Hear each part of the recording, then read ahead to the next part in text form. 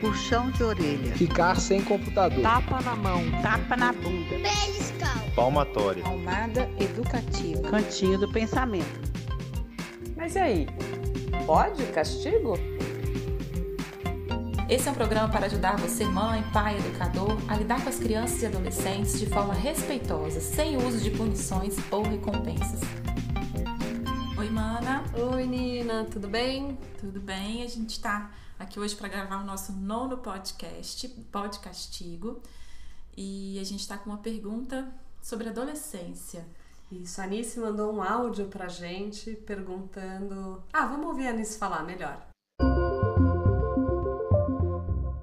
Bem, eu queria saber como você tirar seu filho adolescente do quarto, que fica o tempo todo em vídeos, séries no celular, para participar do movimento da casa, ajudar nas tarefas da casa e também fazer atividades de lazer fora do quarto. Nice, parece que realmente você tem um grande desafio aí. Como tirar esse filho do quarto? Eu acho que é importante, antes de a gente pensar em soluções, a gente entender a fase que seu filho se encontra, que é a adolescência. E essa fase ela tem algumas características peculiares. E esse isolamento que às vezes nos angustia, a gente fica sem saber o que fazer, né? Esse estar no quarto, estar mais isolado da família, não querer participar das atividades em comum, isso é parte natural do desenvolvimento adolescente. Isso tem um nome chamado de processo de individuação, que é o mesmo que acontece com a criança aos 2 anos, quando ela está se descobrindo que ela e a mãe não são um ser único e que ela é ela mesma. A criança passa por esse processo e aí tem... Começa a buscar mais autonomia, mais independência, e essa fase é conhecida como os terríveis 2 anos. Porque ele começa a querer agir com as próprias pernas, quero testar. Quanto que eu posso? Qual que é a minha opinião sobre isso? Minha mãe fica me dando isso, mas agora eu quero dizer que eu não quero isso.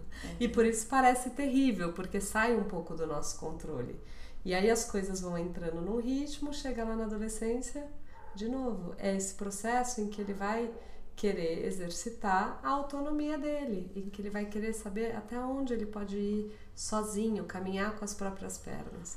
E é essa hora da gente sair do assento de piloto para sentar no de copiloto. E isso é a parte mais difícil. É desafiador, a gente abrir mão do controle. Mas depende muito da ótica, né, Mana? Porque a gente pode ver isso aos 2 anos como os terríveis 2 anos.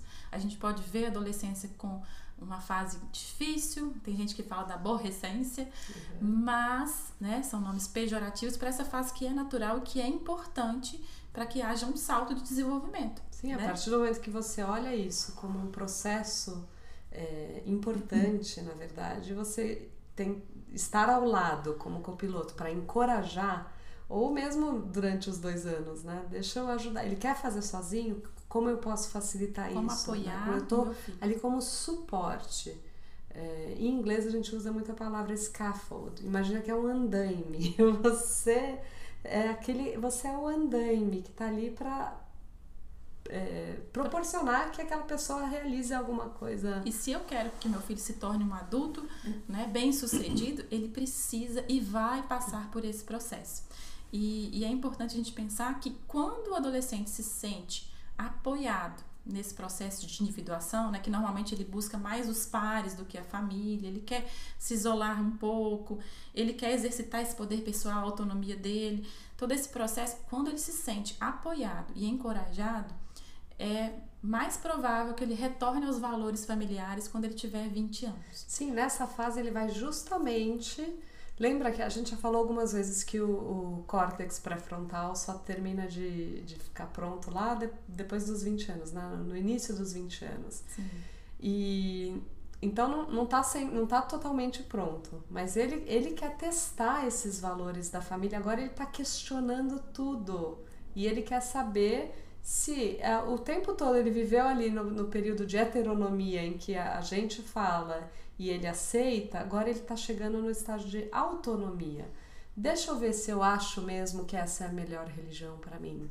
E isso pode parecer como uma afronta para os pais, mas Como na uma verdade ele está querendo experimentar um pouco de tudo para tirar suas próprias conclusões, o que é excelente. E a tendência é que quando eles se sentem acolhidos, conectados e que eles podem experimentar isso e que os pais apoiam e são esse andaime aí para eles, ou estão na posição de copiloto, eles voltam. A tendência é essa, né? Claro, nada no desenvolvimento do ser humano pode ser uma promessa, mas essa é a tendência. Então, como a gente conter essa necessidade de controle, o medo, porque é uma fase que a gente tem muito medo, né? São muitos riscos, porque nesse processo de busca de autonomia, eles vão errar. Mas nós também fomos adolescentes, passamos por esse processo, e a gente errou e aprendemos com os nossos erros. E a fase adulta vai chegar. Lembre-se de que é uma fase mesmo. Não dura tô falando isso para minimizar, mas é que quem o seu filho é na adolescência não é permanente, não é quem ele vai ser como adulto. Então hoje ele está experimentando várias personalidades. Ele vai entrar num grupo e sempre na busca do senso de pertencimento e aceitação, ele vai querer se igualar àqueles pares, né? Então, se esse grupo, eu quero me relacionar com esse grupo onde todo mundo usa preto e eu vou usar só preto, ele está experimentando, tudo são fases, né? Não é permanente. Tente se lembrar, Nice e todo mundo que está ouvindo, os seus segredos da adolescência. Quanta coisa você fez que hoje talvez você se envergonhe e talvez por isso você esteja tão zelosa pelo seu filho adolescente de não querer que ele passe, mas esses erros é através deles que a gente aprende. É óbvio que a gente tem que zelar pela segurança, pelo bem-estar, para que eles não se coloquem em coisas muito arriscadas, porque o adolescente acha que ele é invencível e imortal, que pode, né? Tudo. Que ele vai ser assim para sempre. Mas esse poder que eles têm é muito bom, né? Você acha que você pode mudar o mundo, é nessa época que você tá com essa garra, com essa vontade de fazer as coisas. Então, se a gente puder apoiar para que eles explorem esse poder pessoal para o bem. Para o bem, né? Tá. Enfim, falamos um pouquinho da adolescência. Agora outro ponto. E agora vamos lá para a dificuldade da Nice. Tirar esse adolescente do quarto. Sim. E no quarto, telas. Ela fala de tablet, assistir séries, celular. E não quer ajudar nas tarefas domésticas. Então a gente tem algumas questões bem importantes. Como ele já tem 13 anos, dá para ter uma conversa verdadeira com ele. Não sei nem se você já tem o hábito de fazer reunião de famílias, eu não vou me delongar nisso aqui, porque você pode procurar até no último podcast tem reunião de família, tem um post lá no nosso blog sobre reunião de família, você pode ir lá. Se você não faz, não tem problema, mesmo assim você pode chamar ele para uma conversa honesta, né? Trazer alguns artigos para ele, notícias simples que ele possa ler e falar assim, olha filho, eu tô preocupada com você, porque eu ando lendo muita coisa sobre os impactos que o excesso do uso de telas, de celular, disso e daquilo, causa no desenvolvimento de uma pessoa. E mostrar isso para ele como uma preocupação genuína que você tem com ele, por amor. A tal da mensagem de amor está sempre clara. E fala assim, eu gostaria que você lesse pra gente conversar. Tudo bem? É uma preocupação real. E aí, depois, juntos, vocês tentarem negociar quanto tempo seria razoável. Você pode entrar na Organização Mundial da Saúde e procurar qual que é o tempo de tela adequado para essa faixa etária. Se eu não me engano, são 2 horas. 2 horas. Por dia, quebradas, né? Então, pensar em estratégias junto envolve ele nesse processo, no sentido de que você está preocupada, porque de fato isso é uma realidade nova, que você não viveu e que você está estudando para tentar entender melhor. E ele vai se sentir assim, nossa, minha mãe se importa comigo, isso faz sentido. E na hora que vocês negociarem, a chance dele manter esse acordo por ter participado de todo o processo é muito maior. Pode ser que mesmo assim ele, né, porque tem a questão do vício, tem a questão de não conseguir parar, natural, ou o hábito mesmo, só mais um pouquinho, né? Aí é a hora de você entrar e ser firme e gentil e falar qual foi mesmo o nosso combinado, o que nós conversamos sobre isso, mas essa primeira conversa, olho no olho, honesta, deixa ele trazer o ponto de vista dele, o que ele acha. Qual a sugestão que ele tem O que você sente a respeito disso? Como que você acha que isso tem impactado na sua vida? De repente ele não sei, né? A gente não sabe, mas de repente ele tá ficando gordinho porque ele tá muito sedentário. De repente ele tem tido dor de cabeça. A gente não sabe, mas pergunta pra ele, né? Que isso tem trazido de benefícios ou de consequências não tão boas assim pra você na sua vida? E a gente enxergar a tecnologia, porque eu tenho trabalhado com algumas famílias que têm adolescentes. Lá no meu trabalho a gente tem um grupo de pais de adolescentes e eu vejo muito, mano, essa questão nostálgica mesmo, de querer voltar a um tempo em que a tecnologia não é um problema e que na minha época era muito melhor. E às vezes a gente vem com esse discurso para adolescente, ele, ai, que saco, né? Porque essa época não é a época dele. Porque na minha época eu não precisava de telefone, eu não sei por que você... Então, assim, a gente não criar resistência, né, quando a gente for abordar esse tema, a gente se conectar. A gente precisa se conectar com essa nova geração, que a tecnologia é inerente, né? A tecnologia veio para ficar, ela não vai sair, né? A gente tem que acreditar. Um movimento sem volta. Não tem volta. Agora a gente tem que aprender de fato a usar ela com responsabilidade e parcimônia. Porque de fato ela modifica o nosso comportamento. Modifica o desenvolvimento do cérebro, ela tem vários impactos que não são bons para a saúde. Pode até criar dependência. Exatamente. Inclusive tem um autor, ele se chama Peter Endes, e ele dá um nome que hoje nós somos híbridos, porque antes a gente conseguia delimitar o tempo que a gente estava online e offline. Porque antes eu tinha que me dirigir ao computador, eu tinha que acessar a internet, muitas vezes de escada, que demorava um tempo. Então eu conseguia separar o tempo on e off. O computador não era móvel e não muito era menos móvel. Não tinha no celular. E hoje isso está tudo muito misturado, porque está na nossa mão. A gente está online, conectado o tempo inteiro. Isso vai influenciar o nosso comportamento, mas a gente tem que entender que toda tecnologia ela pode ser vista como um fardo, mas também como uma bênção, né? Tem esse ditado aí, toda novidade, toda mudança tem o ônus e tem o bônus. Sim, agora é bom até que você trouxe isso à tona, essa questão de sermos híbridos, né? Somos, inclusive nós adultos. Então, não sei se é o caso da Nice, cabe a você avaliar, mas nós somos modelo disso para os nossos filhos também.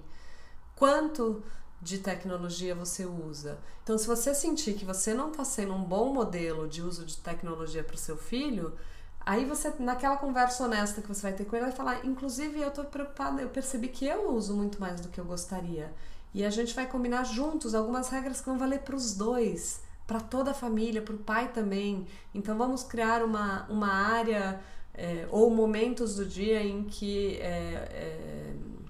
livre de tecnologia. Isso é então, muito legal. E normalmente os especialistas indicam que os quartos sejam livres de tecnologia, ou seja, não ter TV no quarto, não dormir com o celular. Se você usa ele como despertador, coloca ele no modo avião, vira a luz para baixo, porque essas luzes atrapalham a qualidade do seu sono. Não usar nenhum tipo de tecnologia de tela pelo menos meia hora antes de dormir. Tem alguns mais radicais que falam 2 horas antes de dormir. Sim. Mas pelo menos meia hora. E aí vocês juntos vão ter que criar essas regras que vai valer para todo mundo. Isso que é o principal. Porque aí ele não vai sentir que ele está injustiçado. E é importante que seja um processo de construção. Porque se você tentar impor, ou então tentar negociar todo dia, que hora que tá bom de usar, que hora que não tá bom, isso desgasta muito. Lá em casa, com as meninas não, com a Alice, né? A Luísa ainda tá free de tecnologia, mas a Alice ela já tem a necessidade de ver o desenho, de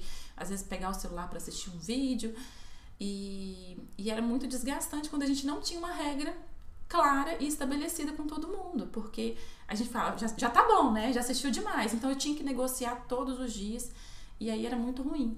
Então, quando a gente trouxe para a reunião de família, a gente fez um acordo, estabeleceu o horário livre, né? Ela tem direito a 1 hora de tela por dia e é melhor que nem use, mas se for usar 1 hora. E aí a gente divide, ela pode ter 2 tempinhos de meia hora que ela pode usar ou no celular ou na televisão. E aí ficou claro, ficou transparente, ela concordou. Às vezes ela fica chateada porque, né, o tempo parece que foi curto, mas ela combinou, ela construiu a regra em conjunto. Na mesa, a gente tem um cestinho de celular, a gente tem um cantinho lá na casa que na hora da refeição, e às vezes ela é a melhor polícia para identificar, olha, não pode, mamãe, às vezes eu esqueço, tô com o telefone na mão e ela que me lembra. Então, assim, quando eles participam, né, se você envolver o seu filho, mesmo ele sendo adolescente, eles têm uma resistência principalmente sendo, principalmente, né? Você pode envolver, ele vai entender. Ele vai entender, você mostrando essas preocupações, como a Mariana falou, né, de quais riscos isso traz, de como que isso prejudica o desenvolvimento dele, as relações sociais que ele estabelece, que precisam ser além das telas, por mais que elas estejam ali também, né, não dá para negar as redes sociais, os contatos que ele tem estão ali nas telas, mas eu acredito que ele vai tender a colaborar mais. Aí o que pode acontecer, Nice? Você limitou, né? Vocês combinaram que ele vai usar só 2 horas por dia. Pode acontecer dele não saber o que fazer. Às vezes eu paro num farol e eu quero olhar o celular. Eu mesma tenho que tirar o celular de perto, porque é um vício. Eu não posso ficar 1 segundo sem fazer nada, né? A gente se acostumou a ter, assim, parece que é o imediatismo. Estar né? entretido o tempo todo.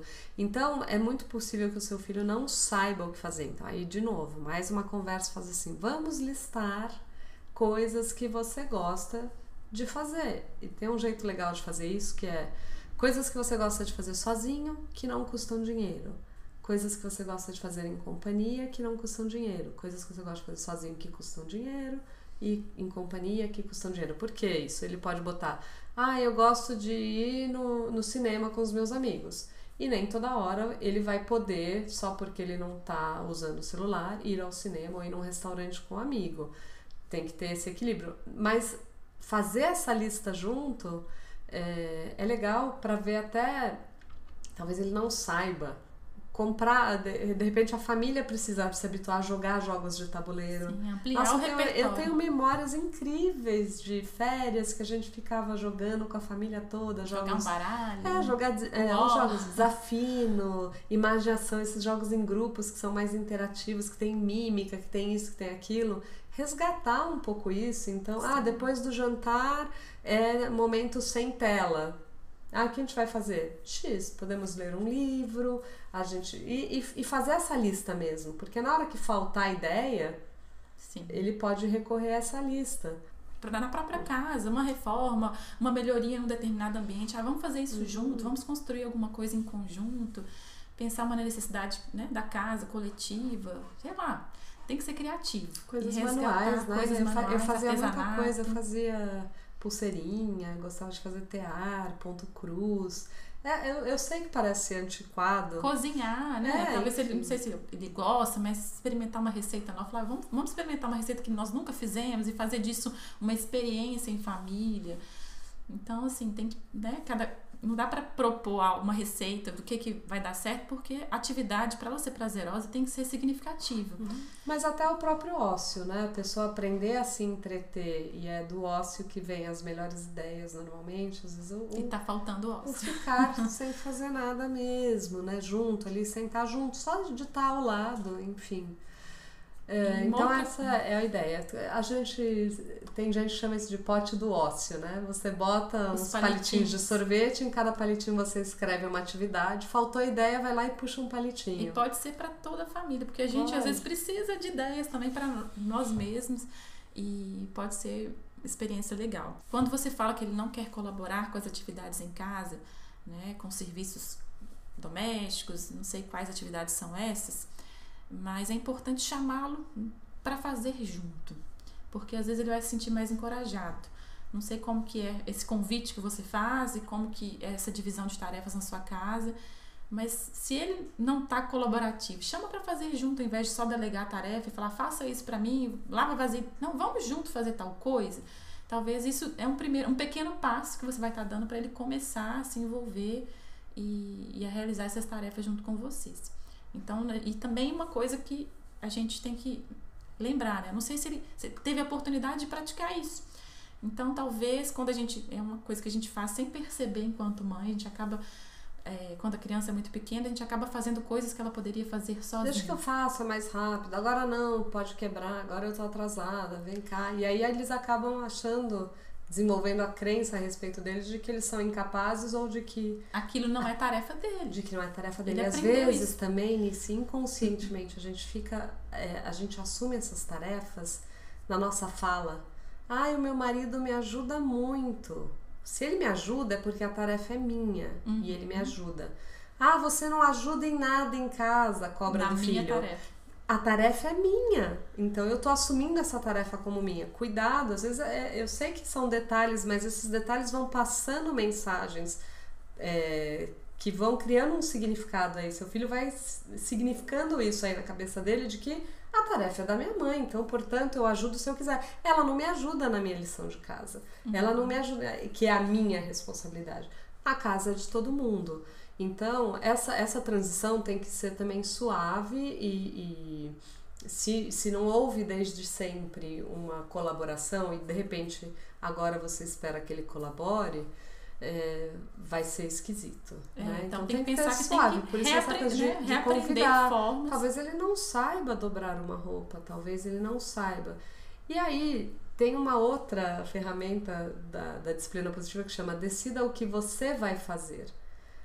Que você pode comunicar, por exemplo, para os filhos, para o marido, para quem você quiser, o que você decidiu fazer com relação a algo que te incomoda. Então, por exemplo, eu vou lavar, as roupas serão lavadas, não precisa ser você, toda segunda e quinta de manhã. As roupas que não estiverem no cesto não serão lavadas. E aí você segue isso à risca, para que ele vivencie. Se um dia ele chegar para você e falar, não tenho cueca, não tenho uniforme para usar amanhã, sinto muito, filho, qual foi o nosso combinado? A consequência natural. E aí o que não você ter colaborado. amanhã você não vai ter uniforme para usar, como a gente pode resolver isso agora?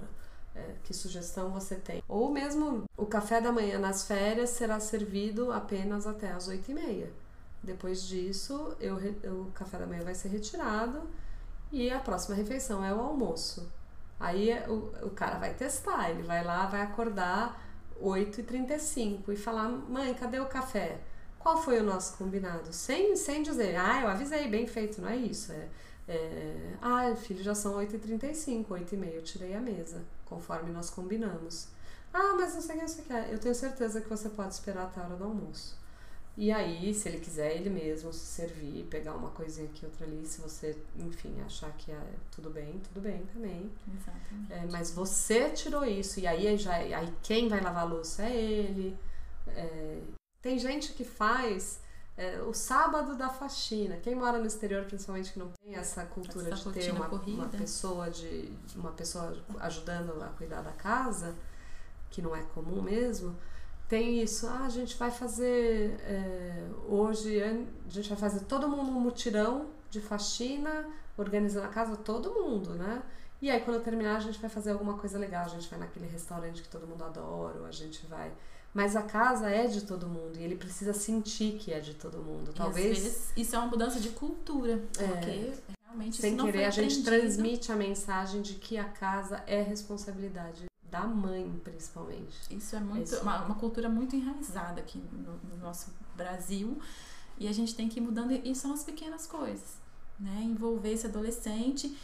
E por fim, Nice, uma outra dica que me veio à mente aqui agora, retomando ao assunto da tecnologia, é que, como eu disse, tudo tem seu lado bom e lado ruim. E como a gente aproveitar isso, né? Já que seu filho ele tem prazer em estar nas telas, e já saíram algumas pesquisas que mostram que a maior parte do tempo que os adolescentes, as crianças passam em frente às telas é consumindo conteúdos.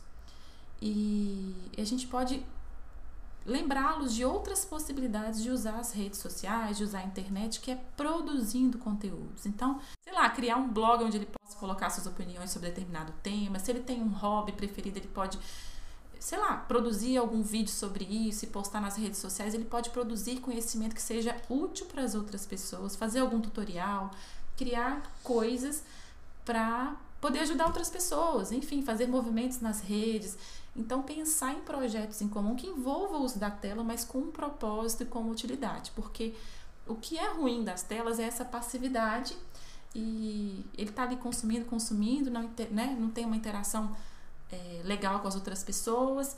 E como usar isso para o bem? Então, essa parte de produzir conteúdo pode ser uma boa, pode ser uma forma de vocês se conectarem, ter um tempo juntos, fazer um projeto juntos nas telas, mas com propósito e com utilidade.